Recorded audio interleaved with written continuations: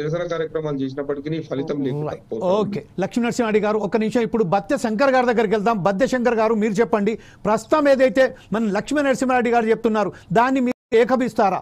గతంలో ప్రభుత్వం ఏదైతే బీఆర్ఎస్ ప్రభుత్వానికి సంబంధించి కానీ రాష్ట్ర ప్రభుత్వం కాంగ్రెస్ వచ్చినప్పటి నుండి కూడా ఆ బిల్లులు చెల్లించలేదు అని ఏదైతే చెప్తున్నారు, దీని మీద ఎలా ఎలా మీరు విశ్లేషిస్తారండి బత్తె శంకర్ గారు? అంటే ఒకటి ముఖ్యంగా మన ఫోర్ సైడ్ టీవీకి ప్రత్యేక ధన్యవాదాలు. సమస్యల మీద వాస్తవానికి ఏ ఛానల్ వాళ్ళైనా కానీ ఇప్పటి వరకు కూడా సమస్యలను అనేది మర్చిపోయినరు, సమస్యలను చూపించట్లేదు. ప్రత్యేకంగా తమ ఛానల్ ఫోర్ సైడ్ టీవీ సమస్యల మీదనే సమస్యలను ప్రభుత్వం దృష్టికి తీసుకెళ్లేలా తీసుకొస్తున్నందుకు తమరికి ప్రత్యేకంగా కృతజ్ఞతలు తెలుపుతున్నాను. అదే ఈ యొక్క కార్యక్రమానికి ఇచ్చేసినటువంటి సర్పంచుల నాయకులకు కూడా ప్రత్యేక ధన్యవాదాలు. ఒకటి మనము దీంట్లో తెలుసుకోవాల్సింది అసలు ఎప్పటి నుంచి జరుగుతున్నది. నేను 13 నుంచి 18 వరకు నేను సర్పంచ్. నేను కానీ గతంలో పంచాయతీరాజ్ వ్యవస్థ అనేది చాలా పటిష్టంగా అనేది ఉండేది. 2000 మనము కోరుకున్నది ఏంటిది, ప్రత్యేక తెలంగాణ వచ్చినాక మనకు అన్ని విధాలుగా నిధుల విషయంలోనే కానీ ఉద్యోగాల విషయంలోనే కానీ అన్ని మనకు ఎవరికో అందుకుంటున్నారు. ఈ ఫలాలను మనం అందుకోవాలన్న ఉద్దేశంతో తెలంగాణ సాధించుకున్నాము.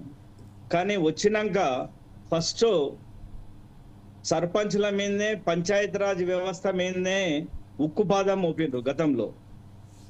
గత తెలంగాణ ప్రభుత్వం వచ్చినాక గిడ అంటే అది మా సర్పంచులు గిడ తెలుసుకునే లోపల చాలా ఆలస్యమైంది అది.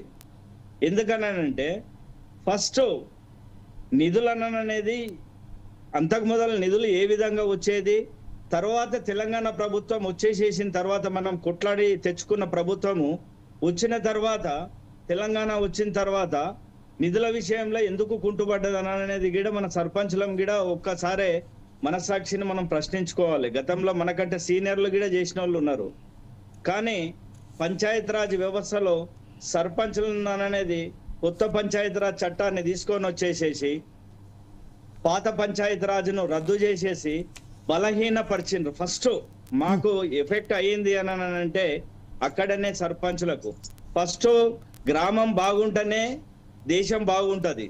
వాస్తవానికి గాంధీజీ కలలుగన్న గ్రామ స్వరాజ్యం ఏదైతే ఉన్నదో తెలంగాణ తెచ్చుకున్న తర్వాత తుంగలోకి తొక్కిండ్రు ఈ రాజకీయ నాయకులే గాని ఈ పాలకులు. వాస్తవానికి చెప్పాలని అంటే దాన్ని ఎంతగానము మోటివేట్ అయ్యి సర్పంచులము మేము ఆ రోజులలో కూడా మేము 14, 15, 16, 17 తర్వాత 16, 17 గిట్లా మేము కొట్లాడినా గానీ అసలు మా సమస్యలను పట్టించుకునే నాదులు లేడు.